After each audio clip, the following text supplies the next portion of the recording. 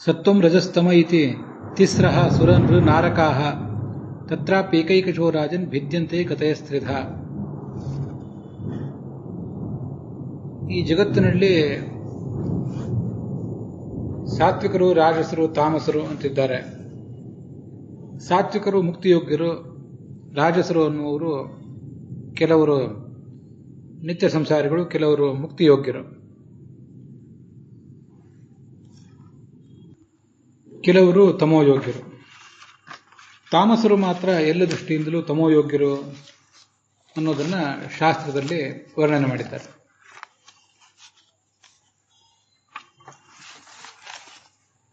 ಈ ವ್ಯವಸ್ಥೆಯಲ್ಲಿ, ಪರಮಾತ್ಮನ ಸೃಷ್ಟಿಯಲ್ಲಿ ಕ್ಷುದ್ರ ಮಿಶ್ರಾಣಿವ ಬೀಜಾನಿ ಅಂತ ಹೇಳಿದಂತೆ ಸಾತ್ವಿಕರು, ರಾಜಸರು, ತಾಮಸರು ಇದ್ದಾರೆ ಅನ್ನುವುದನ್ನ ಒಂದು ಥಿಯರಿಯಾಗಿ ನಾವು ಅಭ್ಯಾಸ ಮಾಡಬೇಕು.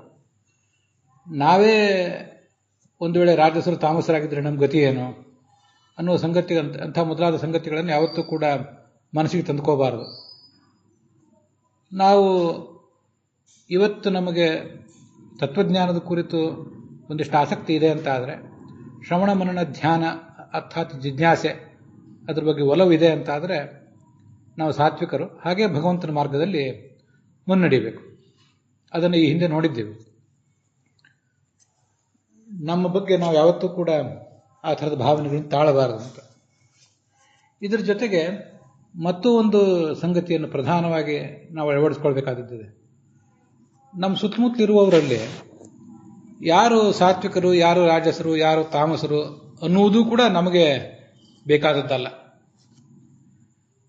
ಈಗ ಈ ಎಲ್ಲ ವರ್ಗೀಕರಣಗಳನ್ನು ಶಾಸ್ತ್ರದಲ್ಲಿ ವರ್ಣನೆ ಮಾಡಿದ್ದಾರೆ. ತಮೋಯೋಗ್ಯರು ಯಾರು, ರಾಜಸರು ಯಾರು, ಮತ್ತೆ ಸಾತ್ವಿಕರು ಯಾರು ಅಂತ ಅನ್ನೋದನ್ನೆಲ್ಲ ವರ್ಣನೆ ಮಾಡಿದ್ದಾರೆ.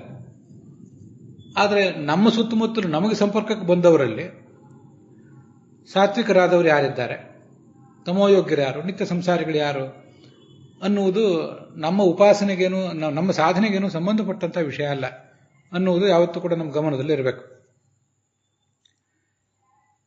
ಯಾಕೆ ಈ ಮಾತು ಹೇಳ್ತಿದ್ದೇನೆ ಅಂದರೆ, ನಮಗೊಂದು ಹಾಗೆ ದುರಭ್ಯಾಸ ಅಂಟಿಕೊಂಡಿದೆ. ನಮಗಿಂತ ಭಿನ್ನವಾಗಿ ಆಲೋಚನೆ ಮಾಡುವವರೆಲ್ಲರೂ ಕೂಡ ತಮೋಯೋಗ್ಯರು, ಅವ್ರ ಯೋಗ್ಯತೆಯೇ ಅಷ್ಟೇ ಅಂತ ಹೀಗೆಲ್ಲ ಹೀಗಳೆಯುವಂಥ ಒಂದು ಪ್ರವೃತ್ತಿ ನಮ್ಮಲ್ಲಿ ಕಾಣಿಸ್ತದೆ. ಸೈದ್ಧಾಂತಿಕ ನಿಷ್ಠೆ ಅನ್ನೋ ಹೆಸರಿನಲ್ಲಿ ಇಂಥ ಒಂದು ದುರಭ್ಯಾಸವೂ ಕೂಡ ಕಾಣಿಸ್ತದೆ.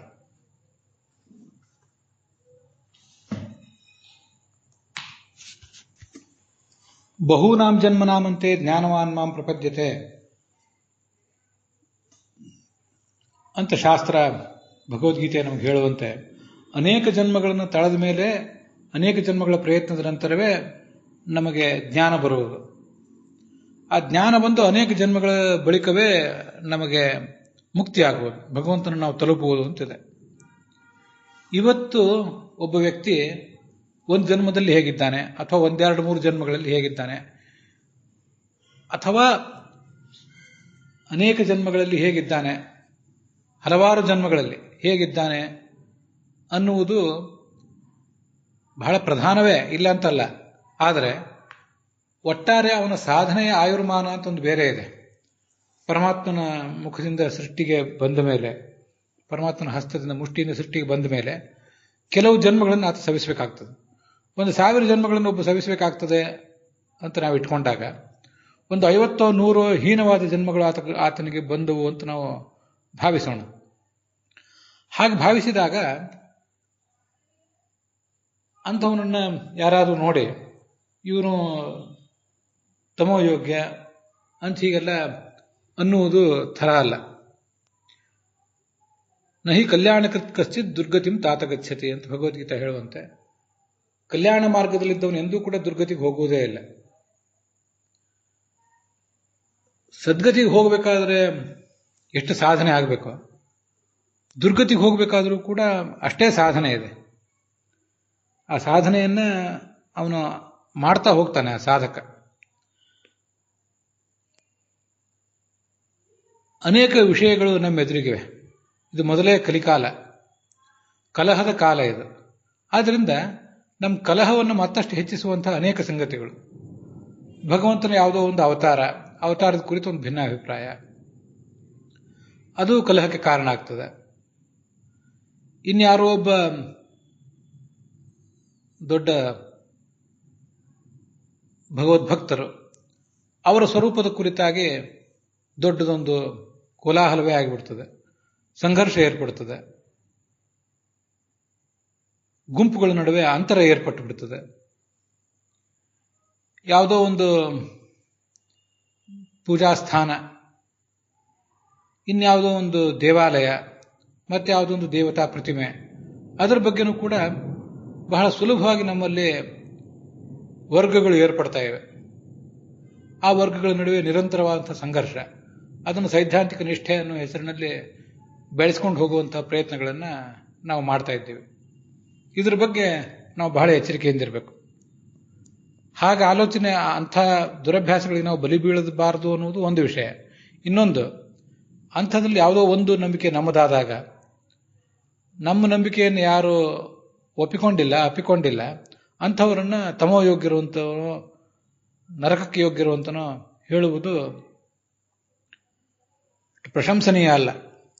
ಅದು ಅನೇಕ ಬಾರಿ ನಮ್ಮ ಬುಡಕ್ಕೆ ಬಂದು ನಮಗೆ ತೊಂದರೆ ಕೊಡಬಹುದು. ಮುಖ್ಯವಾಗಿ ತಮೋ ಯೋಗ್ಯರು ಅಂತ ಯಾರನ್ನಾದರೂ ಹೇಳುವಾಗ ಎಷ್ಟು ಎಚ್ಚರಿಕೆಯಿಂದಿರಬೇಕು.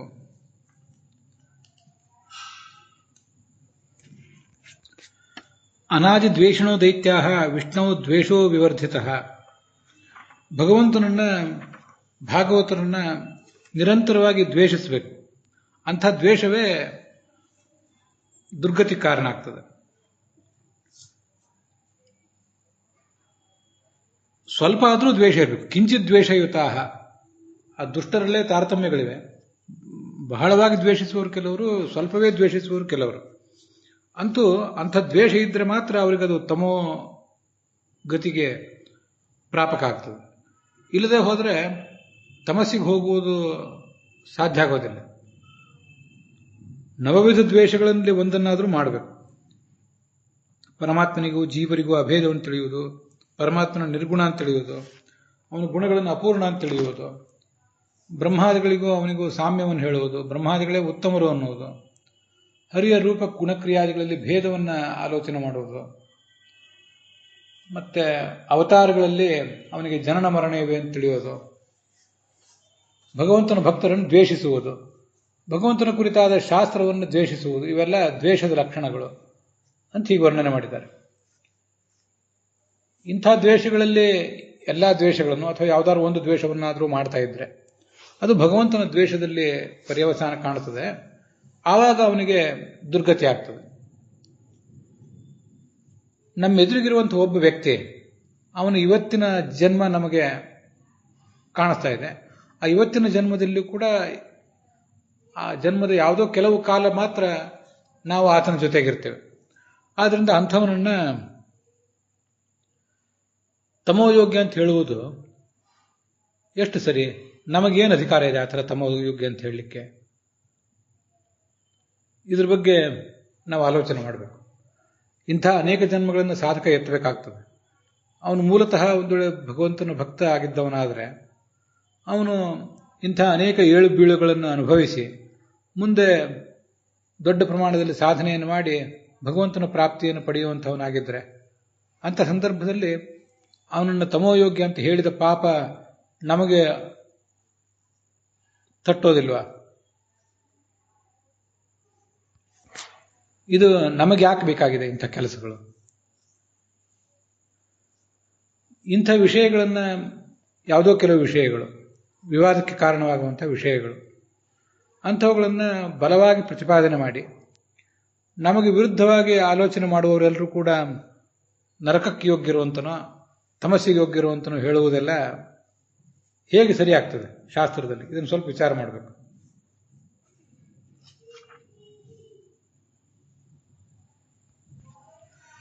ಯಾವುದೋ ಒಂದು ವಿಷಯದಲ್ಲಿ ನಮಗೂ ಒಬ್ಬ ವ್ಯಕ್ತಿಗೂ ಒಮ್ಮತ ಇಲ್ಲದ ಕಾರಣದಿಂದ ಅವನು ತಮೋಯೋಗ್ಯರು ಅಂತ ನಾವು ಹೇಳಲಿಕ್ಕೆ ಹೊರಡ್ತೀವಲ್ಲ, ಆ ವಿಷಯವನ್ನು ಶಾಸ್ತ್ರದಲ್ಲಿ ವರ್ಣನೆ ಮಾಡಿದ್ದಾರ? ಯಾವ ವಿಷಯ ತಮಸ್ಸಿಗೆ ಕಾರಣ ಆಗ್ತದೆ, ಯಾವ ವಿಷಯದ ಕುರಿತು ಒಲವು ತಮಸ್ಸಿಗೆ ಕಾರಣ ಆಗ್ತದೆ ಅಂತೇನು ಹೇಳಿದ್ದೀರಲ್ಲ, ಕೆಲವು ಬಾರಿ ನಾವು ಮಾತಾಡ್ತೀವಲ್ಲ ಇನ್ನೊಬ್ಬರ ಬಗ್ಗೆ, ಅವ್ರನ್ನ ಬ್ರ್ಯಾಂಡ್ ಮಾಡ್ಲಿಕ್ಕೆ ಹೋಗ್ತೀವಲ್ಲ, ಜಡ್ಜ್ ಮಾಡ್ಲಿಕ್ಕೆ ಹೋಗ್ತೀವಲ್ಲ, ಆ ವಿಷಯ ನವವಿಧ ದ್ವೇಷ, ತಮಸ್ಸಿಗೆ ಕಾರಣವಾದಂಥ ವಿಚಾರಗಳ ಪಟ್ಟಿಯಲ್ಲಿ ಅದು ಬಂದಿದೆಯಾ? ಇದ್ರ ಬಗ್ಗೆ ಸ್ವಲ್ಪ ಆಲೋಚನೆ ಮಾಡಬೇಕು. ಮನುಷ್ಯ ಅನೇಕ ತಪ್ಪುಗಳನ್ನು ಮಾಡ್ತಾನೆ ಇರ್ತಾನೆ. ಅವನ ಆಚಾರ ಮತ್ತು ವಿಚಾರಕ್ಕೆ ಸಂಬಂಧಪಟ್ಟಂತೆ ಅನೇಕ ತಪ್ಪುಗಳು ನಡೀತಾನೆ ಇರ್ತವೆ. ಅದನ್ನು ಕ್ರಮವಾಗಿ ತಿದ್ದುಕೊಳ್ತಾನೆ. ಯಾವ್ಯಾವ ಸತ್ಯವನ್ನು ಅವನು ಅರ್ಥ ಮಾಡ್ಕೋಬೇಕಾಗಿದೆಯೋ ಅದನ್ನು ಅವನ ಗುರು ಆತನಿಗೆ ಹೇಳೇ ಹೇಳ್ತಾನೆ. ಕೆಲವು ಸತ್ಯಗಳನ್ನು ಈಗ ಅವನಿಗೆ ತಿಳಿಲಿಕ್ಕಾಗಲಿಲ್ಲ, ಸತ್ಯವನ್ನು ತಿಳಿಲಿಕ್ಕಾಗಲಿಲ್ಲ. ಕೆಲವು ಅಸತ್ಯಗಳನ್ನೇ ಸತ್ಯ ಅಂತ ತಿಳಿದ, ಕೆಲವು ಸತ್ಯಗಳನ್ನು ಅಸತ್ಯ ಅಂತ ತಿಳಿದಿದ್ದ. ಹೀಗೆ ಅಜ್ಞಾನ ಕೆಲವು ಕಡೆ, ವಿಪರೀತ ಜ್ಞಾನ ಕೆಲವು ಕಡೆ. ಅವನಿಗೆ ಕೊನೆಯವರೆಗೂ ಹೀಗೆ ತೊಂದರೆ ಕೊಡ್ತಾನೆ ಇರ್ತದೆ. ನಮಗೆ ಬಹಳ ಮುಖ್ಯವಾಗಿ ಗೊತ್ತಿರಬೇಕಾದ ಸಂಗತಿ, ಎಲ್ಲ ಸಂಗತಿಗಳ ಬಗ್ಗೆನೂ ಈಗ ನಮಗೆ ನಿರ್ಣಯ ಆಗೋದು ಸಾಧ್ಯ ಇಲ್ಲ. ಕೆಲವು ಸಂಗತಿಗಳನ್ನು ಭಗವಂತನನ್ನು ಕಂಡಾಗಲೇ ನಾವು ನಿಶ್ಚಯ ಮಾಡ್ಕೊಳ್ತೇವೆ. ಕೆಲವು ಸಂಶಯಗಳು ಆವಾಗಲೇ ಪರಿಹಾರ ಕಾಣ್ತವೆ. ಭಿದ್ಯತೆ ಹೃದಯ ಗ್ರಂಥಿ ಛಿದ್ಯಂತೆ ಸರ್ವ ಸಂಶಯಾ ಕ್ಷೀಯಂತೆ ಚ ಅಸ್ಯ ಕರ್ಮಾಣಿ ತಸ್ಮಿನ್ ದೃಷ್ಟೇ ಪರಾವರೆ ಅಂತ, ದೃಷ್ಟೇವ ಆತ್ಮನೀಶ್ವರೇ ಅಂತ ಭಾಗವತದಲ್ಲಿದೆ. ತಸ್ಮಿನ್ ದೃಷ್ಟೇ ಪರಾವರೆ ಅಂತ ಉಪನಿಷತ್ತಿನಲ್ಲೇ, ಶ್ವೇತಾಶ್ವತರ ಉಪನಿಷತ್ತಿನಲ್ಲಿದೆ. ಭಗವಂತನನ್ನು ಕಂಡಾಗ ಭಿದ್ಯತೆ ಹೃದಯ ಗ್ರಂಥಿ, ಲಿಂಗದೇಹ ಭಗ್ನ ಆಗ್ತದೆ. ಛಿದ್ಯಂತೆ ಸರ್ವ ಸಂಶಯಾ, ಎಲ್ಲ ಸಂಶಯಗಳು ಪರಿಹಾರ ಕಾಣ್ತವೆ. ಕ್ಷೀಯಂತೆ ಚ ಅಸ್ಯ ಕರ್ಮಾಣಿ, ಕರ್ಮಗಳು ಹೋಗ್ತವೆ. ಮೊದಲು ಭಗವಂತನ ಸಾಕ್ಷಾತ್ಕಾರ ಆದಾಗ, ಅಪರೋಕ್ಷ ಜ್ಞಾನ ಆದಾಗ ಎಷ್ಟೋ ಸಂಶಯಗಳು ಪರಿಹಾರ ಕಾಣ್ತವೆ. ಇನ್ನೂ ಕೆಲವು ಆ ಭಗವಂತನ ಕಂಡ ಮೇಲೆ ಮತ್ತಷ್ಟು ಸಾಧನೆ ಮಾಡೋದಿರ್ತದೆ. ಆವಾಗ ಮತ್ತೆ ಕೆಲವು ದೋಷಗಳು ಪರಿಹಾರ ಕಾಣ್ತವೆ. ಕೆಲವು ತಪ್ಪು ತಿಳುವಳಿಕೆಗಳು, ಅಜ್ಞಾನಗಳು ದೂರ ಹೋಗ್ತವೆ. ಅಂತೂ ಅಜ್ಞಾನಗಳನ್ನು ಕಳ್ಕೊಳ್ಳುವುದು, ವಿಪರೀತ ಜ್ಞಾನವನ್ನು ಕಳ್ಕೊಳ್ಳುವುದು, ತತ್ವಜ್ಞಾನವನ್ನು ಪಡ್ಕೊಳ್ಳುವುದು ಅನ್ನೋದೊಂದು ಅದೊಂದು ಪ್ರೊಸೆಸ್. ಅದಕ್ಕೆ ಬಹಳ ದೊಡ್ಡ ಪ್ರಮಾಣದ ಶ್ರವಣ, ಮನನ ಮತ್ತು ಧ್ಯಾನ ಬೇಕಾಗ್ತದೆ. ಹೀಗೆ ಆ ಒಂದು ಪ್ರೊಸೆಸ್ನಲ್ಲಿ ಇದ್ದವರನ್ನ ನಾವು ತಮೋಯೋಗಿರು ಅಂತ ಹೇಳಿದರೆ ಶಾಸ್ತ್ರ ಅದನ್ನು ಒಪ್ಪುತ್ತದ? ತಮೋಗಮನಕ್ಕೆ ಕಾರಣವಾದ ಪಟ್ಟಿಗಳಲ್ಲಿ ನಮಗೂ ನಿಮಗೂ ಭಿನ್ನಾಭಿಪ್ರಾಯಕ್ಕೆ ವಿಷಯವಾದಂಥ ಒಂದು ಸಂಗತಿಯನ್ನು ಶಾಸ್ತ್ರ ಹೇಳಿದೆಯಾ? ಇದನ್ನು ಸ್ವಲ್ಪ ಆಲೋಚನೆ ಮಾಡಬೇಕು. ಮತ್ತೆ ಯಾವುದಾದ್ರೂ ಒಂದು ವಿಷಯದ ಕುರಿತು ಅವಸರದ ತೀರ್ಮಾನ ತಗೊಳ್ಳುವಾಗ ತಾತ್ಪರ್ಯ ನಿರ್ಣಯದಲ್ಲಿ ಬಂದಿರುವಂತಹ ಈ ಮಾತುಗಳನ್ನು ಗಮನಿಸಬೇಕು. ಪಂಚಭೇದಾಂಶ ವಿಜ್ಞಾಯ, ಜಡಗಳಲ್ಲಿ, ಜೀವಗಳಲ್ಲಿ, ಜೀವ ಜಡಗಳಿಗೆ, ಜಡ ಪರಮಾತ್ಮನಿಗೆ, ಜೀವ ಪರಮಾತ್ಮನಿಗೆ, ಹೀಗೆಲ್ಲ 5 ಭೇದಗಳನ್ನು ತಿಳ್ಕೋಬೇಕು. ವಿಷ್ಣುವಿನಲ್ಲಿ ಸ್ವತಃ ಭೇದ ಅನ್ನುವುದಿಲ್ಲ ಅಂತ ತಿಳ್ಕೊಳ್ಬೇಕು. ವಿಷ್ಣುವಿನ ನಿರ್ದೋಷತ್ವ ಮತ್ತು ಗುಣಪೂರ್ಣತ್ವವನ್ನು ತಿಳ್ಕೊಳ್ಬೇಕು. ಹೀಗೆ ತಿಳ್ಕೊಂಡ್ರೆ ಮುಕ್ತಿ. ಅವನ ಅವತಾರಗಳು ಯಾವುದು ಹೌದು ಅಂತ ತಿಳ್ಕೊಳ್ಬೇಕು, ಅವನ ಅವತಾರಗಳು ಅಲ್ಲ ಯಾವುದು ಅನ್ನೋದನ್ನು ತಿಳ್ಕೊಳ್ಬೇಕು, ಅವನ ಆವೇಶಗಳು ಹೌದು ಯಾವುದು, ಆವೇಶಗಳು ಅಲ್ಲ ಯಾವುದು ಅನ್ನೋದನ್ನೆಲ್ಲ ತಿಳ್ಕೊಳ್ಬೇಕು. ಈ ಸೃಷ್ಟಿ, ಪಾಲನೆ, ನಾಶ ಅಂದರೆ ಲಯ, ಜ್ಞಾನ, ನಿಯಮನ, ನಮ್ಮ ಮೇಲಿನ ಹತೋಟಿ, ಅಜ್ಞಾನ, ಬಂಧ, ಮೋಕ್ಷ ಇವೆಲ್ಲವೂ ಭಗವಂತನಿಂದ ಅನ್ನೋದನ್ನೇ ನಾವು ತಿಳ್ಕೊಳ್ಬೇಕು. ವೇದ, ಪಂಚರಾತ್ರ, ಇತಿಹಾಸ, ಪುರಾಣ ಇತ್ಯಾದಿಗಳನ್ನು ಭಗವಂತನಿಗೆ ಹೇಗೆ ವಾಚಕ ಅನ್ನೋದನ್ನು ತಿಳಿದ್ರೆ ಮಾತ್ರ ಮುಕ್ತಿ. ಇಲ್ಲಿ ಹೋದ್ರೆ ಮುಕ್ತಿ ಆಗೋದಿಲ್ಲ. ಮಾಹಾತ್ಮ್ಯ ಜ್ಞಾನಪೂರ್ವಸ್ತು ಸುದೃಢ ಸರ್ವತೋಧಿಕ ಸ್ನೇಹೋ ಭಕ್ತಿರಿತಿ ಪ್ರೋಕ್ತ ತಯಾ ಮುಕ್ತಿರ್ ನ ಚಾನ್ಯಥ. ಭಗವಂತನ ಮಹಾತ್ಮ್ಯ ಜ್ಞಾನ ಇರಬೇಕು. ಆ ಜ್ಞಾನಪೂರ್ವಕವಾಗಿ ಭಗವಂತನಲ್ಲಿ ಸ್ನೇಹ ಇರಬೇಕು, ಪ್ರೀತಿ ಇರಬೇಕು. ಉಳಿದೆಲ್ಲ ಪ್ರೀತಿಗಳಿಗಿಂತ ಅದು ಹೆಚ್ಚಿಂದಿರಬೇಕು. ಅದರಿಂದ ಮೋಕ್ಷ ಆಗ್ತದೆ ಹೊರತು ಇನ್ಯಾವುದರಿಂದ ಕೂಡ ಅಲ್ಲ ಅನ್ನೋದನ್ನು ನಾವು ಗಮನದಲ್ಲಿಟ್ಕೊಳ್ಬೇಕು. ಏನು ತಿಳಿಯಬೇಕು ಅನ್ನೋದನ್ನು ಶಾಸ್ತ್ರ ಹೀಗೆ ವರ್ಣನೆ ಮಾಡಿದೆ. ಏನು ತಿಳಿದ್ರೆ ಮುಕ್ತನಾಗ್ತಾನೆ, ಏನು ತಿಳಿದೇ ಹೋದ್ರೆ ಮುಕ್ತನಾಗೋದಿಲ್ಲ ಅನ್ನೋದನ್ನು ಶಾಸ್ತ್ರ ಹೇಳಿದೆ. ಅನೇಕ ಸಂಗತಿಗಳನ್ನು ಈ ವೇದ, ಪಂಚರಾತ್ರ, ಇತಿಹಾಸ, ಪುರಾಣ ಅಲ್ಲಿ ಬರದೇ ಇರುವಂಥ ಅನೇಕ ಸಂಗತಿಗಳನ್ನು ನಾವು ನಮ್ಮ ತಲೆಯಲ್ಲಿ ತುಂಬಿಸಿಕೊಂಡಿದ್ದೇವೆ. ಇನ್ನೊಬ್ಬರ ತಲೆಯಲ್ಲಿ ಕೂಡ ಅದನ್ನು ತುಂಬುವ ಪ್ರಯತ್ನ ಮಾಡ್ತಿದ್ದೇವೆ. ಆ ವಿಷಯಗಳು ವಸ್ತುತಃ ನಮಗೆ ಬೇಕಾಗಿವೆಯಾ? ನಮ್ಮ ಸಾಧನೆಗೆ ಅವು ಪೂರಕವಾ? ಇದನ್ನು ಸ್ವಲ್ಪ ವಿಚಾರ ಮಾಡಬೇಕು. ಮತ್ತೆ ಯಾವುದ್ಯಾವುದೋ ಗ್ರಂಥಗಳನ್ನು ಓದುವಾಗ, ಆ ಗ್ರಂಥಗಳ ಪಾರಾಯಣ ಮಾಡುವಾಗ, ಅದರ ಕುರಿತಾಗಿ ಪ್ರವಚನ ಮಾಡುವಾಗ ನಾವು ಓದಬೇಕಾದ ಎಲ್ಲ ವೇದಗಳನ್ನು ಓದಿದ್ದೀವ? ಯಥಾಶಕ್ತಿ ಅಖಿಲಾನ್ ವೇದಾನ್ ಅಂತ ಹೇಳಿದೆ. ನಿಮ್ಗೆ ಎಷ್ಟು ಸಾಧ್ಯವೋ ಅಷ್ಟೆಲ್ಲವೂ ವೇದಗಳನ್ನು ಓದಬೇಕು, ಮಹಾಭಾರತ ಓದಬೇಕು, ಪಂಚರಾತ್ರ ಓದಬೇಕು, ಪುರಾಣಗಳನ್ನು ಓದಬೇಕು ಅಂತ ಶಾಸ್ತ್ರ ವರ್ಣನೆ ಮಾಡಿದೆ. ಅಷ್ಟನ್ನೆಲ್ಲ ಓದಿದ್ದೀವ? ಹಾಗೆ ಓದಿದ್ದೀವಿ ಅಂತ ಹೇಳ್ಕೊಳ್ಳುವ ಧೈರ್ಯ ನಮಗಿದೆಯಾ? ಎಷ್ಟು ಬಾರಿ ಅದು ಆವರ್ತನ ಆಗಬೇಕು. ಆವೃತ್ತಿ ರಸಕೃತ ಉಪದೇಶ ಅಂತ ಹೇಳಿದೆ. ಸ್ವಶಾಖೆಯನ್ನೇ ಸರಿಯಾಗಿ ಅಧ್ಯಯನ ಮಾಡಲಿಲ್ಲ ನಾವು. ಎಷ್ಟು ವೇದಗಳಿವೆ. ಸರ್ವವೇದೋಕ್ತ ಮಾರ್ಗೇಣ ಕರ್ಮ ಕುರುವೀತ ನಿತ್ಯಶಃ. ಸಕಲ ಶಾಸ್ತ್ರಗಳಲ್ಲಿ ಹೇಳಿದಂತೆ ಕರ್ಮ ಮಾಡಿ ಅದರಿಂದ ಮುಕ್ತಿಯನ್ನು ಪಡೆಯಬೇಕು ಅಂತ ಮಹಾಭಾರತ ಬ್ರಹ್ಮಸೂತ್ರ ಭಾಷ್ಯದಲ್ಲಿ ಆಚಾರ್ಯರು ಉದ್ಧರಿಸಿರುವ ಪ್ರಮಾಣ ಇದೆ. ಹೀಗೆ ಎಲ್ಲವನ್ನೂ ಓದಿದ್ದೀವ? ಎಲ್ಲವೂ ಅರ್ಥ ಆಗಿದೆಯಾ? ಅರ್ಥ ಆಗಿದ್ದೆಲ್ಲ ನೆನಪಿದೆಯಾ? ಹೀಗೆಲ್ಲ ಇರುವಾಗ ಈ ಮೇಲೆ ಹೇಳಿದ ಶಾಸ್ತ್ರಗಳಲ್ಲಿ ಬರದೇ ಇರುವಂತಹ ಮತ್ಯಾವುದೋ ವಿಷಯವನ್ನ ನಾವು ಬಹಳ ದೊಡ್ಡದು ಅಂತ ಪ್ರತಿಪಾದನೆ ಮಾಡಿ ಅದರಿಂದ ಏನು ಸಾಧನೆ ಮಾಡುವವರಿದ್ದೀವಿ? ಸ್ವಲ್ಪ ಅದ್ರ ಬಗ್ಗೆ ವಿಚಾರ ಮಾಡಬೇಕು. ಮತ್ತೆ ಭಗವಂತನ ಅವತಾರಗಳು ಹೌದ್ಯಾವುದು, ಹರಿಯ ಆವೇಶಗಳು ಯಾವುದು ಅನ್ನೋದ್ರ ಬಗ್ಗೆ ಕೂಡ ಕೆಲವು ಕಡೆ ಭಿನ್ನಾಭಿಪ್ರಾಯ ಸಹಜ. ವೇದವ್ಯಾಸ ಮೊದಲಾದ ಅವತಾರಗಳ ಬಗ್ಗೆ ನಾವು ಭಗವಂತನ ಪೂರ್ಣಾವತಾರ ಅಂತೀವಿ ವೇದವ್ಯಾಸರನ್ನ. ಕೆಲವರು ಬೇರೆ ವಾದಿಗಳು ಹಾಗೆ ಒಪ್ಪೋದಿಲ್ಲ. ನಮಗೂ ಅವರಿಗೂ ಭಿನ್ನಾಭಿಪ್ರಾಯ ಸಹಜ. ಅದು ಆ ಕಡೆ ಇರಲಿ. ನಮ್ಮಲ್ಲೇ ಈ ದಿವೋದಾಸ ಮೊದಲಾದ ರೂಪಗಳ ಬಗ್ಗೆ, ಅವು ಭಗವಂತನ ಅವತಾರ ಹೌದಾ ಅಲ್ಲ ಅನ್ನೋದ್ರ ಬಗ್ಗೆ ಒಂದಿಷ್ಟು ಸಣ್ಣ ಪುಟ್ಟ ಭಿನ್ನಾಭಿಪ್ರಾಯಗಳಿವೆ. ಅದನ್ನು ಬಹಳ ಹಿಂದೆ ಹೇಳಿದ್ದೆ. ಸ್ವಯಂ ಬನ್ನಂಜ ಗೋವಿಂದಾಚಾರ್ಯರು ಮತ್ತೆ ಹಯೋಧನ ಪುರಾಣಿಕಾಚಾರ್ಯರು ಇವರ ನಡುವೆ ಆ ದಿವೋದಾಸ ಧನ್ವಂತರಿ ಅದರ ಕುರಿತಾಗಿ, ಧನ್ವಂತರಿ ಅನ್ನೋದು ಭಗವಂತನ ಅವತಾರ, ಅದ್ರ ಬಗ್ಗೆ ಏನು ವಿವಾದ ಇಲ್ಲ. ದಿವೋದಾಸ ಅನ್ನೋದ್ರ ಬಗ್ಗೆ, ಕಾಶಿರಾಜ ದಿವೋದಾಸ ಅಂತಂದು ಏನು ಬರ್ತದೆ, ಅವನು ಭಗವಂತನ ಅವತಾರ ಹೌದಾ ಅನ್ನೋದ್ರ ಬಗ್ಗೆ ಒಂದು ಭಿನ್ನ ಅಭಿಪ್ರಾಯ ಇದೆ. ನಾವೊಂದು ವಿಚಾರ ಮಾಡಬೇಕು. ಭಗವಂತನ ಅವತಾರಗಳನ್ನು ಸರಿಯಾಗಿ ತಿಳಿದು ಯಾವುದು ಅವತಾರ ಹೌದು ಅಂತ ತಿಳಿದು ಯಾವುದು ಅಲ್ಲ ಅಂತ ತಿಳಿಬೇಕು. ಆವಾಗ ಮಾತ್ರ ಮುಕ್ತಿ ಅಂತ. ಭಗವಂತನ ಅವತಾರ ಅಲ್ಲದೇ ಇದ್ದದನ್ನು ಹೌದು ಅಂತ ತಿಳಿದ್ರೆ, ಭಗವಂತನ ಅವತಾರ ಹೌದಾದದ್ದನ್ನು ಅಲ್ಲ ಅಂತ ಹೇಳಿದ್ರೆ ದುರ್ಗತಿ ಅಂತಿದೆ ಅಲ್ಲ. ಸ್ವಯಂ ಬನ್ನಂಜ ಗೋವಿಂದಾಚಾರ್ಯ ಅಂತವರಿಗೆ, ಹಯೋಧನ ಪುರಾಣಿಕರಂತವರಿಗೆ ದುರ್ಗತಿ ಆಗೋದಾದ್ರೆ ಇಬ್ಬರಲ್ಲಿ ಒಬ್ರಿಗೆ ದುರ್ಗತಿ ಆಗಬೇಕಲ್ಲ. ಈ ನಿಟ್ಟಿನಲ್ಲಿ ಅವ್ರಿಗೆ ತಮಸ್ಸಾಗಬೇಕಲ್ಲ. ಹಾಗಾದ್ರೆ ನಮ್ಮಂಥವ್ರಿಗೆ ಸದ್ಗತಿ ಆಗೋದು ಯಾವಾಗ? ಅದು ಹಾಗಲ್ಲ ವಿಷಯ. ನಾನು ಈ ಇಬ್ಬರು ವಿದ್ವಾಂಸರು ನನ್ನ ಸಂಪರ್ಕದಲ್ಲಿದ್ದವರು ಅನ್ನೋ ಕಾರಣಕ್ಕಾಗಿ ಅವ್ರ ಹೆಸರು ತಗೋತಿದ್ದೇನೆ. ಇನ್ನೂ ಅಂಥವ್ರು ಅನೇಕ ಜನ ಇದ್ದಾರೆ. ಅವರು ಬೇರೆ ಬೇರೆ ವಿದ್ವಾಂಸರು ಅವ್ರ ನಡುವೆ ಭಿನ್ನಾಭಿಪ್ರಾಯ ಇದ್ದಿರಬಹುದು.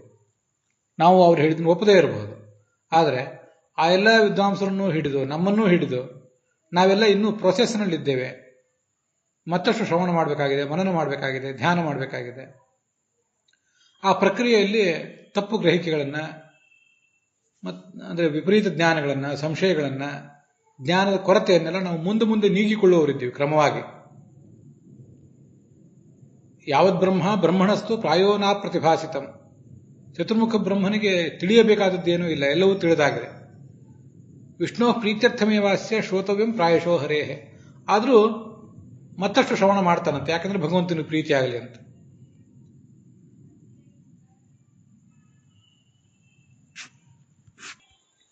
ಅನ್ಯೇಷಾಂ ಶ್ರವಣಾಜ್ಞಾನಂ ಕ್ರಮಶೋ ಮಾನುಷೋತ್ತರಂ ಅತ್ಯಲ್ಪ ಪ್ರತಿಭಾನತ್ವಾತ್ ಮನುಷ್ಯ ಶ್ರುತವೇದಿನಃ ಸರ್ವೇ ತೇ ದರ್ಶನಾತ್ ತಸ್ಮಾತ್ ಸ್ವಯೋಗ್ಯಾನ್ ಮುಕ್ತಿಗಾಮಿನಃ ಅಂತ ಗೀತಾ ಪ್ರಸ್ಥಾನದಲ್ಲಿ ಆಚಾರ್ಯ ಹೇಳುವಂಥ ಒಂದು ಮಾತಿದೆ. ಗೀತಾ ತಾತ್ಪರ್ಯ ಇರಬಹುದು ಅಥವಾ ಗೀತಾ ಭಾಷ್ಯ ಇರಬಹುದು, ಯಾವುದೋ ಒಂದು ಮಾತು. ಚತುರ್ಮುಖ ಬ್ರಹ್ಮನಂತವನೇ ಪರಮಾತ್ಮನ ಕುರಿತು ಇನ್ನೂ ಶ್ರವಣ ಮಾಡ್ತಿದ್ದಾನೆ, ಅವನ ಬಳಿಯಲ್ಲೇ ಶ್ರವಣ ಮಾಡ್ತಿದ್ದಾನೆ. ಅವನಿಗಿಂತ ಕೆಳಗೆ ಬಂದಂತೆ ಶ್ರವಣಾಜ್ಞಾನಂ, ಶ್ರವಣದಿಂದ ಜ್ಞಾನವನ್ನು ಪಡೆಯಬೇಕು ಎಂಬ ನಿಯಮ, ಶ್ರವಣದ ಮೇಲಿನ ಅವರ ಡಿಪೆಂಡೆನ್ಸಿ ಅದು ಹೆಚ್ಚಾಗ್ತಾ ಹೋಗ್ತದೆ. ಕ್ರಮಶಃ ಮಾನುಷೋತ್ತರಂ. ಮನುಷ್ಯರಲ್ಲಂತೂ ದೇವ, ಋಷಿ, ಪಿತೃಪ, ಚಕ್ರವರ್ತಿ ಮನುಷ್ಯರಲ್ಲಂತೂ ಶ್ರವಣದ ಮೇಲಿನ ಡಿಪೆಂಡೆನ್ಸಿ ಬಹಳ, ಹಾಗೆ ಮನನದ ಮೇಲಿನ ಡಿಪೆಂಡೆನ್ಸಿ ಬಹಳ, ಧ್ಯಾನದ ಮೇಲಿನ ಡಿಪೆಂಡೆನ್ಸಿ ಕೂಡ ಬಹಳ. ಯಾಕೆಂದ್ರೆ ಅತ್ಯಲ್ಪ ಪ್ರತಿಭಾನತ್ವಾತ್ ಮನುಷ್ಯ ಶ್ರುತವೇದಿನಃ. ಈ ಸೃಷ್ಟಿಯಲ್ಲೇ ದೇವ, ಋಷಿ, ಪಿತೃಪ, ಚಕ್ರವರ್ತಿ, ಮನುಷ್ಯ ಅನ್ನುವ ಸೃಷ್ಟಿಯಲ್ಲೇ ಅತ್ಯಂತ ಕಡಿಮೆ ಪ್ರತಿಭಾ ಇರುವವನು ಅಂದರೆ ಮನುಷ್ಯ. ಆದ್ರಿಂದ ಅವನ ಕುರಿತು ಮತ್ತೆ ಮತ್ತೆ ಶ್ರವಣ ಮಾಡ್ತಾನೇ ಇರಬೇಕು. ಅಧ್ಯಾಪಿತೇನ ದೇವಾದ್ಯ ಶೃಣ್ವತೆ ಮನ್ವತೆ ಸತ ಧ್ಯಾಯಂತಿ ಚೈತ ಯೋಗಂ ಅಂತ ಅನುವ್ಯಾಖ್ಯಾನ ಹೇಳಿದೆ. ಇವತ್ತು ಕೂಡ ದೇವತೆಗಳು ಶ್ರವಣ ಮಾಡ್ತಿದ್ದಾರೆ, ಮನನ ಮಾಡ್ತಿದ್ದಾರೆ, ಮತ್ತೆ ಧ್ಯಾನವನ್ನು ಕೂಡ ಮಾಡ್ತಿದ್ದಾರೆ. ಮನನ ಎಷ್ಟು ಶ್ರವಣ ಆಗಬೇಕು, ಎಷ್ಟು ಮನನ ಆಗಬೇಕು ಅನ್ನೋದನ್ನ ಇದೆಲ್ಲ ನಮಗೆ ತಿಳಿಸ್ತದೆ. ಶೃಣುಯಾದ್ ಯಾವದ ಜ್ಞಾನಂ ಮತಿರಿ ಯಾವದ ಅಯುಕ್ತತ ಧ್ಯಾನಂತ ಯಾವದ ಇಚ್ಛಾ ಸ್ಯಾತ್. ಶ್ರವಣ ನಾವು ಎಷ್ಟು ಮಾಡ್ತಾ ಇದ್ದೇವೆ? ಇನ್ನೊಬ್ಬರಿಗೆ ಅದನ್ನು ಹೇಳುವ ಆತುರ, ಅದನ್ನು ಪ್ರತಿಪಾದನೆ ಮಾಡುವ ಕಮಿಟ್ಮೆಂಟ್, ನಿಷ್ಠೆ, ದೀಕ್ಷೆ ಅನ್ನೋ ಹೆಸರಿನಲ್ಲಿ ನಾವು ಅತ್ಯಲ್ಪ ಪ್ರತಿಭಾವಂತರು, ನಮ್ಮ ಯೋಗ್ಯತೆಯೇ ಬಹಳ ಸಣ್ಣದು, ಶ್ರವಣವನ್ನು ನಾವು ಮತ್ತಷ್ಟು ಮಾಡ್ತಾನೇ ಇರಬೇಕು ಅನ್ನೋದನ್ನು ನಾವು ನೆನ್ಪಿಟ್ಕೋತಾ ಇದ್ದೀವ?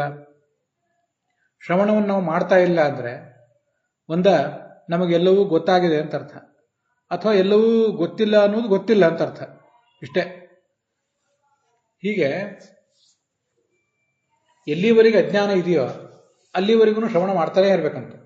ಮತ್ತಿಲ್ಲಿ ಯಾವುದು ಅಯುಕ್ತತ, ಯಾವುದಾದ್ರೂ ಒಂದು ವಿಷಯದ ಬಗ್ಗೆ ಅಯುಕ್ತತೆ ಕಂಡ್ರೆ, ಯಾಕೋ ಇದು ಇನ್ನೂ ಮನವರಿಕೆ ಆಗಿಲ್ಲ ಅಂತ ಕಂಡ್ರೆ ಮನನ ಮಾಡ್ತಾನೇ ಇರಬೇಕು. ಭಗವಂತನ ಸಾಕ್ಷಾತ್ಕಾರ ಆಗುವವರೆಗೂ ಧ್ಯಾನ ಮಾಡ್ತಾನೇ ಇರಬೇಕು.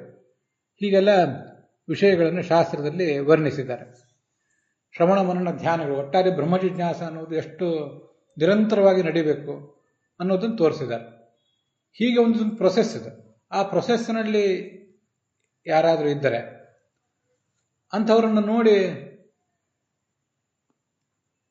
ಯಾವುದೋ ದುರ್ಭಾವನೆಯಿಂದ, ಅಸೂಯೆಯಿಂದ, ಮತ್ಯಾವುದೋ ಅಸಹನೆಯಿಂದ ಇವರು ತಮೋಯೋಗರು, ರಾಜಸರು, ತಾಮಸರು, ನರಕಕ್ಕೆ ಗುರಿ ಆಗ್ತಾರೆ ಅಂತ ಹೀಗೆಲ್ಲ ಮಾತನಾಡುವುದೇನಿದೆ ತುಂಬ ಕ್ಷುಲ್ಲಕ ಆಗ್ತದೆ. ನಮ್ಮ ಸಾಧನೆಗೆ ಅದು ಯಾವ ರೀತಿಯಿಂದಲೂ ಸಂಬಂಧಪಟ್ಟದ್ದಲ್ಲ. ನಮ್ಮ ಸಾಧನೆಯಲ್ಲಿ ನಾವೇನು ಮಾಡಬೇಕು? ಶ್ರವಣ ಮಾಡಬೇಕು, ಮನನ ಮಾಡಬೇಕು, ಧ್ಯಾನ ಮಾಡಬೇಕು, ಕರ್ಮಗಳನ್ನು ಮಾಡಬೇಕು, ಜ್ಞಾನಪೂರ್ವಕ ಕರ್ಮಗಳನ್ನು ಮಾಡಬೇಕು ಅಂತ ವರ್ಣನೆ ಮಾಡಿದ್ದಾರೆ. ಏನು ತಿಳ್ಕೊಳ್ಬೇಕು ಅಂತ ಹೇಳಿದ್ದಾರೆ, ಏನು ಕರ್ಮ ಮಾಡಬೇಕು ಅಂತ ಹೇಳಿದ್ದಾರೆ. ಅದನ್ನೆಲ್ಲ ಬದಿಗಿಟ್ಟು ಏನು ಕರ್ಮವನ್ನು ಮಾಡಬೇಕಾಗಿದೆ, ಏನು ಜ್ಞಾನವನ್ನು ಪಡ್ಕೊಳ್ಬೇಕಾಗಿದೆ ಅದನ್ನು ಬದಿಗಿಟ್ಟು ಇನ್ಯಾವುದೋ ವಿಷಯವನ್ನು ಬಹಳ ಮಹತ್ವದ್ದು ಅನ್ನುವಂತೆ ನಾವು ನಂಬಿ ಅದನ್ನು ಇನ್ನೊಬ್ಬರನ್ನು ನಂಬಿಸುವ ಪ್ರಯತ್ನ ಪಡ್ತಿದ್ದೀವಿ. ನಂಬದೇ ಇದ್ದವರನ್ನ, ಅದರ ಬಗ್ಗೆ ತಟಸ್ಥರಾಗಿದ್ದವರನ್ನ ನಾವು ಗುಮಾನಿಗಳಿಂದ ಕಾಣ್ತಾ ಇದ್ದೀವಿ. ಇದೆಲ್ಲ ಹೇಗೆ ಸರಿ? ಇದರಿಂದ ಜನಸಾಮಾನ್ಯರಿಗೆ, ಪಂಡಿತರು ಪಾಮರರು ಅಂತ ಇಬ್ಬರೇನಿರ್ತಾರೆ, ಆ ಪಾಮರರಿಗೆ ಮನಸ್ಸಿನ ಮೇಲೆ ಎಷ್ಟು ಪರಿಣಾಮಗಳಾಗ್ತವೆ, ಎಷ್ಟು ಬಾರಿ ಅವರನ್ನು, ಎಷ್ಟು ದೀರ್ಘವಾಗಿ, ಎಷ್ಟು ಅಪಾಯಕಾರಿಯಾಗಿ ನಾವು ಅವರನ್ನು ಜ್ಞಾನ ದಾರಿ ತಪ್ಪಿಸಿದಂತಾಗ್ತದೆ. ಇದ್ರ ಬಗ್ಗೆ ಸ್ವಲ್ಪ ಆಲೋಚನೆ ಮಾಡಬೇಕು. ತಸ್ಮಾತ್ ತ್ವಂ ಗಹನಾನ್ ಸರ್ವಾನ್ ತ್ಯಕ್ತ್ವಾ ಶಾಸ್ತ್ರಾರ್ಥ ವಿಸ್ತರಾನ್ ಅನನ್ಯಚೇತಾ ಧ್ಯಾಯಸ್ವ ನಾರಾಯಣಮಜಂ ವಿಭುಂ ಅಂತ ಹೇಳಿದಂತೆ, ಶಾಸ್ತ್ರಾರ್ಥಗಳು ನಮಗೆ ಗಹನವಾಗಿ ಕಂಡ್ರೆ, ಈಗ ನಮ್ಗೆ ಅದನ್ನು ಅರ್ಥ ಮಾಡ್ಕೊಳ್ಳಿಕ್ಕೆ ಆಗದೆ ಹೋದರೆ ಆಗ ಅವುಗಳನ್ನು ಸ್ವಲ್ಪ ಪರಿತ್ಯಾಗ ಮಾಡಬೇಕು, ಪೆಂಡಿಂಗ್ ಇಡಬೇಕು ಅಂತ ಅರ್ಥ. ಅದಕ್ಕೆ ರಿಜೆಕ್ಟ್ ಮಾಡಬೇಕು ಅಂತ ಅರ್ಥ ಅಲ್ಲ, ಪೆಂಡಿಂಗ್ ಇಡಬೇಕು. ಕೆಲವೊಂದು ರಿಜೆಕ್ಟೇ ಮಾಡಬೇಕಾಗ್ತದೆ. ಯಾವುದನ್ನು ರಿಜೆಕ್ಟ್ ಮಾಡಬೇಕು, ಯಾವುದನ್ನು ಪೆಂಡಿಂಗ್ ಇಡಬೇಕು ಅನ್ನೋದನ್ನು ಬಹಳ ವಿವೇಕದಿಂದ ಸಾಧಕ ತೀರ್ಮಾನಿಸಬೇಕಾಗ್ತದೆ. ಹಾಗೆ ಪೆಂಡಿಂಗ್ ಇಟ್ಟು ನಾರಾಯಣನನ್ನು ಏಕ ಮನಸ್ಸಿನಿಂದ ಧ್ಯಾನ ಮಾಡಬೇಕು. ಇದು ಬಹಳ ಮುಖ್ಯವಾದದ್ದು. ಮೈತ್ರ ಕರುಣ ಏವಚ ಭಗವದ್ಗೀತಾದಲ್ಲಿ ಸಾಧಕನಿಗೆ ಹೇಳಿರುವಂಥ ಲಕ್ಷಣಗಳು. ಸರ್ವಭೂತ ಹಿತದಲ್ಲಿ ಆಸಕ್ತನಾಗಬೇಕು, ಮೈತ್ರಿ ಇರಬೇಕು. ಮೈತ್ರಿ, ಮುದಿತತ ಅಂತ ಅನೇಕ ಕಡೆ ಅದನ್ನೆಲ್ಲ ಭಾಗವತಾದಿ ಗ್ರಂಥಗಳಲ್ಲಿ ವರ್ಣನೆ ಮಾಡಿದ್ದಾರೆ. ಹಾಗಿರುವಾಗ ಯಾವನೋ ಒಬ್ಬ ವ್ಯಕ್ತಿಯ ಸ್ವರೂಪದ ಬಗ್ಗೆ, ಮತ್ತೊಂದು ಯಾವುದೋ ವಿಷಯದ ಬಗ್ಗೆ ಅಲ್ಲಿ ಏನಾದರೂ ಭಿನ್ನ ಅಭಿಪ್ರಾಯ ಇದ್ದರೆ ಅದನ್ನೆಲ್ಲ ಮೈತ್ರಿಯಿಂದ ಕಾಣಬೇಕು. ಒಬ್ಬ ವ್ಯಕ್ತಿ ಯಾರು ಸಾತ್ವಿಕ, ಯಾರ ತಾರತಮ್ಯ ದೊಡ್ಡದು, ಯಾರ ತಾರತಮ್ಯ ಸಣ್ಣದು ಅನ್ನೋದೆಲ್ಲ ಕ್ರಮವಾಗಿ ನಮಗೆ ತಿಳಿತಾ ಹೋಗ್ತದೆ. ಅಥವಾ ಸ್ವಬಿಂಬದ್ವಾರೈವ ಪರಮಾತ್ಮ ಪ್ರದರ್ಶನಂ ಅಂತ ಶಾಸ್ತ್ರ ಅದನ್ನು ವರ್ಣನೆ ಮಾಡಿದೆ. ನಮ್ಮ ಬಿಂಬ ಏನು ಅಂತ ನಮಗೆ ಕಾಣಿಸ್ತದೆ ಮೊದಲು, ಅದರ ಬಿಂಬ ಏನು, ಅದರ ಬಿಂಬ ಏನು ಅಂತಂದ್ರೆ ಆಯಾ ಗುರುಗಳು ತೋರಿಸ್ತಾ ಹೋಗ್ತಾರೆ. ಕೊನೆಗೆ ಪರಮಾತ್ಮನ ಸಾಕ್ಷಾತ್ಕಾರ ಆಗ್ತದೆ ಅಂತ. ಹೀಗೆ ಒಬ್ಬ ಯೋಗ್ಯನಾದ ಗುರು ಬರ್ತಾನೆ, ನಾವೇನೇನು ತಿಳ್ಕೊಳ್ಬೇಕು ಅನ್ನೋದನ್ನ ಆತ ತಿಳಿಸ್ತಾನೆ ನಮಗೆ. ತನ್ನ ಸ್ವರೂಪವನ್ನು ನಮಗೆ ತಿಳಿಸಿಕೊಡ್ತಾನೆ, ತನ್ನ ಗುರುವಿನ ಸ್ವರೂಪವನ್ನು ತಿಳಿಸ್ತಾನೆ, ಅವನ ಗುರುವಿನ ಸ್ವರೂಪವನ್ನು ಇನ್ನೊಬ್ಬ ಗುರು ತಿಳಿಸ್ತಾನೆ. ಹೀಗೆ ಸಾಧನೆ ಮುಂದುವರಿತಾ ಹೋಗ್ತದೆ. ಕೊನೆಗೆ ಭಗವಂತನನ್ನು ಕಾಣ್ತಾನೆ ಅಂತ ಹೀಗಿದೆ. ಅಲ್ಲಿಯವರೆಗೆ ಅಂಥ ಅವಸರದ ತೀರ್ಮಾನ ಸಲ್ಲದು. ಒಬ್ಬ ವ್ಯಕ್ತಿ ಸಾತ್ವಿಕನೋ ಅವನ ತಾರತಮ್ಯ ಎಂಥದ್ದು ಅನ್ನೋದ್ರ ಬಗ್ಗೆನೂ ಅವಸರದ ತೀರ್ಮಾನ ಸಲ್ಲದು. ಕಕ್ಷಾ ತಾರತಮ್ಯದಲ್ಲಿ ನೋಡಿದರೆ 18ನೇ ಕಕ್ಷಾದಿಂದ ಆರಂಭಿಸಿ ಎಷ್ಟು ವಿವಾದಗಳಿವೆ.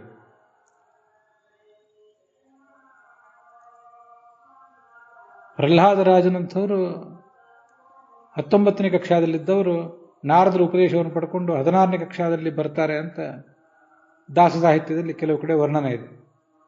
ಕೆಲವರು ಅದನ್ನು ಪ್ರಾಚೀನರು ಒಪ್ಪಿಲ್ಲ, ಪ್ರಾಚೀನ ಟೀಕಾ ಟಿಪ್ಪಣಿಕಾರರೇ ಅದನ್ನು ಒಪ್ಪಲಿಲ್ಲ.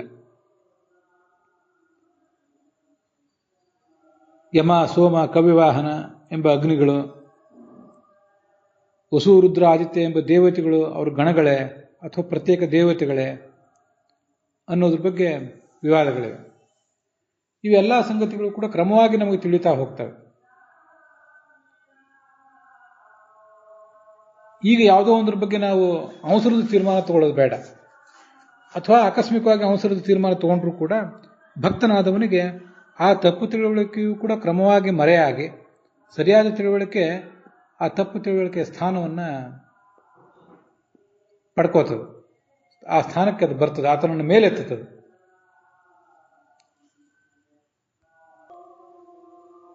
ಸರ್ವಧರ್ಮಾನ್ ಪರಿತ್ಯಜ್ಯ ಮಾಮೇಕಂ ಶರಣಂ ವ್ರಜ. ಎಲ್ಲಾ ಧರ್ಮಗಳು, ನಿನ್ನ ಕಣ್ಣೆದುರಿಗಿರು ಉಳಿದೆಲ್ಲ ಧರ್ಮಗಳನ್ನು ಬದಿಗಿಟ್ಟು ನನ್ನನ್ನು ಶರಣಾಗತನಾಗು, ನನಗೆ ಶರಣು ಬಾ ಅಂತ ಭಗವಂತ ಹೇಳ್ಕೊಂಡಿದ್ದಾನೆ. ಕೋಧರ್ಮ ಸರ್ವಧರ್ಮಾನಾಂ ಭವತಃ ಪರಮೋಮತಃ. ಯಾರು ಮನುಷ್ಯ ಮಾಡಬೇಕಾದ ಎಲ್ಲಾ ಧರ್ಮಗಳಲ್ಲಿ ಬಹಳ ದೊಡ್ಡ ಧರ್ಮ ಯಾವುದು ಅಂತ ಭೀಷ್ಮನನ್ನು ಯುಧಿಷ್ಠಿರ ಕೇಳಿದಾಗ ಭೀಷ್ಮ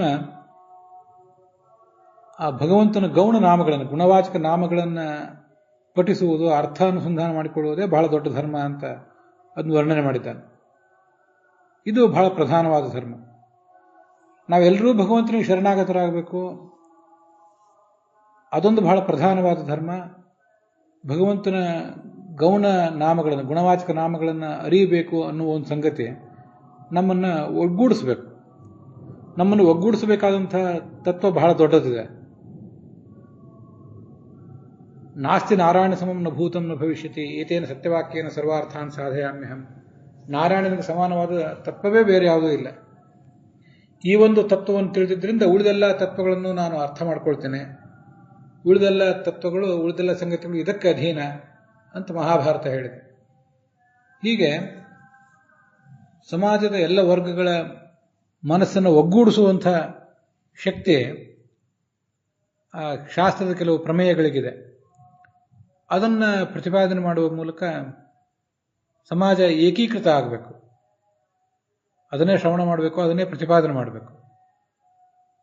ಸಮಾಜವನ್ನು ಒಡೆಯುವ, ವಿಭಾಗಿಸುವ